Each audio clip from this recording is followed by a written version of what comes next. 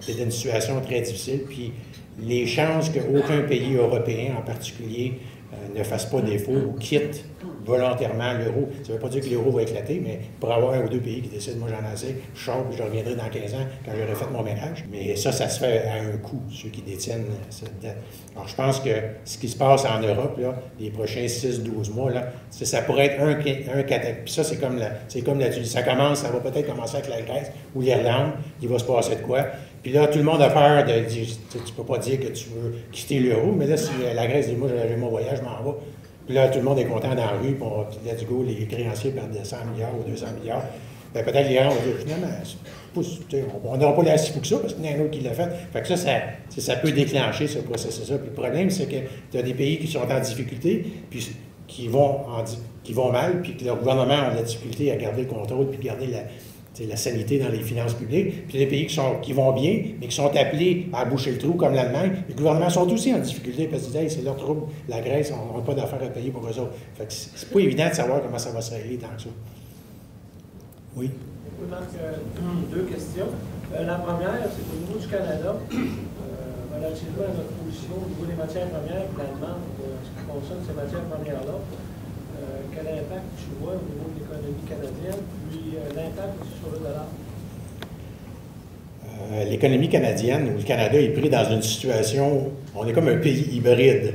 On partage certains des malaises des pays occidentaux, système bancaire fragilisé, endettement qui a empiré dans les 2 dernières années, profil démographique là, qui n'est pas exceptionnel. Donc, on partage plusieurs de ces problèmes-là avec nos collègues européens et américains, mais même si on les partage, on est un peu moins pire. T'sais, nos banques sont un petit peu fragilisées par rapport aux Européens, mais sont moins pires. Notre déficit, il est élevé, mais il est moins pire, puis on a remboursé, nous, pendant 15 ans, puis on est à peu près le seul pays du monde dans les années 90 qui a remboursé sa dette. Le Canada l'a fait. Donc, notre position était plus accommodante pour accepter des difficultés financières. Donc, ça va un peu mieux. Puis il y a un pan important de notre économie qui, au lieu d'avoir à concurrencer les marchés émergents qui sont en croissance, on les fournit. On est chanceux au Canada, on a un immense pays, puis il n'y a pas grand monde qui reste dessus. Donc, on a un surplus de ressources, que ce soit métaux précieux, métaux de base, pétrole, gaz, agroalimentaire. Puis, par hasard, il y a 40% de la planète qui, en général, ont besoin de ça. Donc, une partie importante de notre économie est orientée vers desservir la partie du globe qui est en croissance. Fait, contrairement aux États-Unis, qui doivent concurrencer pour 95% de leur économie d'autres pays du monde qui produisent la même affaire à 90% moins cher, alors, le Canada, on est dans une situation où on est un petit peu dans une situation privilégiée. Fait que la combinaison d'affaires qui nous favorisent puis d'affaires qui nous défavorisent, mais moins pires, ça fait en sorte que moi, je pense que l'économie canadienne, dans les pays occidentaux, va être une des meilleures, c'est le cas des 10 dernières années, ça va être le cas pour les 10-15 prochaines, et que le dollar canadien, que sa montée en haut du pair, c'est ce qu'on dit, ça fait 3-4 ans qu'on dit ça, que le dollar canadien en haut du pair versus le dollar américain, ça va être la règle plus que l'exception. Je m'attends à ce que l'euro subisse des difficultés, que le dollar américain continue sa descente, peut-être pas à la même vitesse, il va y avoir des secousses là-dedans, mais je pense que le dollar canadien va être une des devises les plus fortes au monde. Puis c'est une préoccupation comme gestionnaire de portefeuille parce que tous nos clients ou presque sont des résidents canadiens, dépensent la majorité de leur argent en dollars canadiens. Fait que quand on veut diversifier les portefeuilles, on sort d'un pays qui ne va pas si pire, on sort d'une devise qu'on perçoit comme étant forte. Ça ne me tente pas tant que ça d'aller aux États-Unis, puis ça ne me tente pas tant que ça d'aller en euros. Je peux changer d'idée dans 4 ans, mais pour l'instant, j'essaie de faire attention dans quelle devise je vais aboutir. Puis je pense, puis un des attraits des marchés émergents, en plus de croissance économique plus élevée, etc., c'est que je pense que leurs devises vont graduellement augmenter dans les 10 prochaines années. Donc, ça me dérange moins de sortir de ma devise que je perçois comme forte. Oui? Que pensez-vous de la fusion des deux bourses, canadiennes et la bourse de l'or? Je ne suis pas un grand expert là-dedans, je n'ai pas une grande opinion. Je pense que ça s'inspire, c'est pas parce que c'est des bourses, là, mais ça s'inspire dans un élan. Tu sais, les bourses avant des bourses et des business. Là. Une question de partager les coûts, d'être plus concurrentiel, la technologie coûte de plus en plus cher. Il y a l'apparition de joueurs qui favorisent les transactions boursières, surtout au niveau institutionnel, qui ne passent pas par des bourses conventionnelles, qui perdent un peu de volume. Puis ça, c'est une business de volume. Tu as des coûts fixes relativement importants, Puis si tu perds 10-15 de ton volume parce qu'il y a des bourses parallèles qui existent où il y a des dealings qui se font directement entre les acheteurs et les vendeurs, c'est peut-être ton 10-15 qui faisait que tu étais rentable. Donc, je pense que ça s'inscrit dans cette vision-là de faire supporter les coûts à des niveaux plus bas. Oui? Tout à fait. Je suis complètement d'accord avec votre vision au niveau des marchés émergents. La question que je me demande, c'est comment placer votre argent dans ces marchés-là. Est-ce que vous achetez directement dans les compagnies existantes sur place, ou bien à travers les compagnies américaines ou européennes qui sont listées sur les bourses des marchés développés, qui sont exposées aux marchés émergents? Parce que ma crainte, c'est au niveau, comment dire, le financial disclosure and the quality of management des compagnies chinoises et puis indiennes. De plus en plus, je dis qu'il y a beaucoup de scandales qui sont proches de Enron ou bien d'autres cas qu'on a vécu. Vous avez donné une partie de ma réponse. Alors que ça va beaucoup mieux, ça allait beaucoup mieux dans Enron, puis dans Nortel. C'est que vous achetez des compagnies américaines et européennes dont les revenus sont dérivés largement du pays émergent. On peut faire ça. Qui sont listés sur les bourses. Il y a bien des façons d'investir, pas juste dans les marchés émergents. Ça dépend de quel niveau de spécialisation ou d'implication vous voulez faire. Quelqu'un peut décider d'investir son 300 000 de RIB, dire bon, ben, j'achète un fonds mutuel balancier qui a tout, puis je ne m'abatte pas, puis j'achète 300 000. Fait que ça peut être une chose. Là, on peut augmenter un niveau. On dit non, je veux avoir un gestionnaire pour des titres à revenus, puis un gestionnaire pour des actions. Ben, je vais acheter 2 fonds pour 150 000 chacun. Là, dans les actions, on peut dire bon, au lieu de tout donner à mes places, moi, je ne veux pas des États-Unis dans le mien, puis moi, le gestionnaire, j'aurais acheté, il y en a. Fait que là, on peut descendre à des niveaux différents. Nous, ce qu'on fait, quand on gère les portefeuilles, on est vraiment orienté vers les tendances à long terme. On a une approche vraiment macro et on le fait au niveau soit des industries ou au niveau des pays. Alors, quand j'investis en Chine, quand j'investis en Inde, je ne le fais pas moi-même. Je le fais en passant par des gestionnaires qui sont sur place, qui ont cette expertise-là. Je ne sais pas s'ils sont parfaits, mais ils sont certainement le plus parfait que moi je suis capable de trouver. On achète la loi de la moyenne, puis peut-être qu'il y a 2-3 crooks dans cette gang-là, mais il y a peut-être 2-3 crooks dans le fond qu'on achète aux États-Unis aussi. Là. On ne sait pas tant que ça. Les règles comptables, c'est rendu au fur et à mesure que les pays se développent, qui veulent avoir des bourses organisées, qui veulent avoir accès à du capital pour financer leur infrastructure, etc., ils n'ont plus bien le choix d'avoir leur petit trait comptable à eux tout seuls. Ils doivent de plus en plus souscrire à des règles qui sont acceptées par les investisseurs, avec lesquelles eux sont à l'aise. Donc, c'est plus difficile de jouer là-dedans, puis c'est à leur avantage de le faire. Ça leur donne un meilleur pricing sur leur véhicule de financement, puis ça leur donne accès à un public investisseur plus large aussi. Oui, monsieur. Est-ce que vous voyez du potentiel actuellement dans les métaux précieux et surtout dans les transiteurs d'or? Probablement que oui.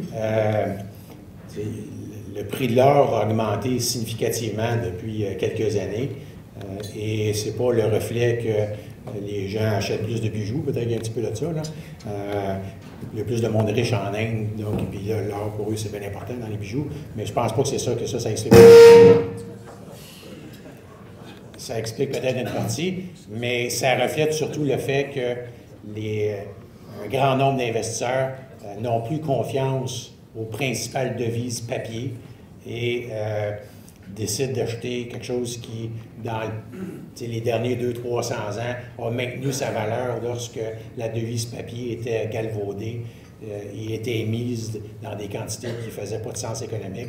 Et c'est ce qui est le reflet. Alors, généralement, le prix de l'or, si vous le mesurez en US, parce que vous pouvez le mesurer dans n'importe quelle devise, il a augmenté pas mal depuis 10 ans, mais il y a au moins 50-60% de la hausse du prix de l'or, qui est la baisse du dollar américain. Et c'est ce qui explique pourquoi, par exemple, des producteurs d'or canadiens, leur titre a monté significativement moins que le prix de l'or en US, parce que si tu es un producteur canadien, quand même que tu vendrais, si tu vends à 1000 pièces US ton once d'or, mais tu le vends à 60 cents versus 1 dollar, dans le fond, tu t'es pas enrichi à la fin de la journée si tu tiens compte de la devise et du prix de l'or.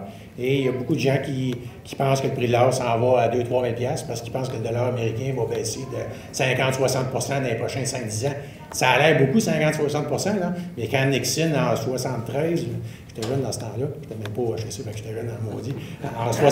En 73, quand Nixon a abandonné le lien entre l'or et le dollar américain, qui était à ce moment-là, un once d'or vaut 35 pièces, le dollar américain a baissé 98% de sa valeur. Fait que dans le fond, il reste juste un autre 2%. Fait que quand même, ça baisserait de 50 là, sur 20 ans, l'impact ne sera pas majeur. Et les gens se réfugient dans ces devises-là. Moi, je pense que le dollar canadien est mieux géré, mieux soutenu. Fait que j'ai moins de préoccupations qu'un Américain pourrait avoir, un Européen, de me réfugier vers quelque chose. J'ai plus confiance au dollar canadien. Puis les devises dans lesquelles je m'en vais, ça me stresse moins. Oui? Oui, avec tous les vents contraires, peut-être que vous avez mentionné, dans un horizon 3-5 ans, comment un gestionnaire de portefeuille peut-il penser de performer ou de tirer son épingle du jeu? Dans n'importe quel environnement, il y a des opportunités de faire de l'argent. On disait ça dans la crise de 2008, là, il n'y a pas grand monde qui nous écoutait, là, mais on disait la crise de 2008, là, pendant qu'il y avait du sang dans la rue, là, on disait, vous allez voir, dans 2 ans, vous allez vous apercevoir que vous êtes plus riche que si la crise n'était pas arrivée. C'était pas évident quand c'est arrivé, mais c'est arrivé. Pourquoi ça a été ça? C'est quand la crise de 2008 est arrivée, il y a un effet de contagion, de panique, qui fait que des titres qui n'avaient pas d'affaires à baisser tant que ça, dans les mêmes proportions, deviennent soudainement en escompte. Et si tu as prévu un peu le coup et tu as des liquidités disponibles, bien, tu achètes des Tech Communco à 3 piastres puis qui sont 60 piastres aujourd'hui. Fait que si un environnement comme ça n'arrive pas, tu ne peux pas en profiter. Les richesses du monde, que ce soit dans l'immobilier, dans le marché boursier, les Warren Buffett, etc., la plupart des gens qui ont accumulé des richesses, ils ne les ont pas accumulées quand ça allait bien, ils les ont accumulées quand ça allait mal. Mais il faut que tu aies du cash pour en profiter, il faut que tu l'aies vu venir un petit peu. Alors, c'est ce qu'on est appelé à faire comme gestionnaire de portefeuille, c'est de poser un jugement sur les prochaines années, puis se dire, bon, bien, est-ce que le cash est susceptible de me coûter bien cher en attendant que mon scénario se réalise? Puis graduellement, on commence à penser que non. Que peut-être que les titres qu'on a aujourd'hui, si une partie on les vend, bien, il n'y a pas une tonne de chance qu'on soit obligé de les racheter plus cher dans 2-3 ans, puis il y a une bonne chance qu'on puisse les racheter moins cher. Alors, peut-être tu as raison, peut-être tu n'as pas raison, tu ne fais pas ça pour 100%, mais c'est comme ça qu'on tire avantage d'un environnement difficile. Une dernière? Une dernière. Que pensez-vous des placements dans les marchés obligataires? On croit à ça, c'est 50% de nos actifs sous gestion. Ce que je dirais là-dessus, il y a deux commentaires. Assurez-vous que les gens achètent des obligations pour la majeure partie du temps, c'est pour se protéger, parce que c'est un petit peu moins vrai depuis quelques années, là, mais si on regarde sur des longues périodes de temps, le bloc action du portefeuille devrait donner un meilleur rendement que les titres à revenus. Fait que la raison que tu as des titres à revenus, c'est quand ça va mal, tu veux que ton portefeuille ne baisse pas autant que le bloc action.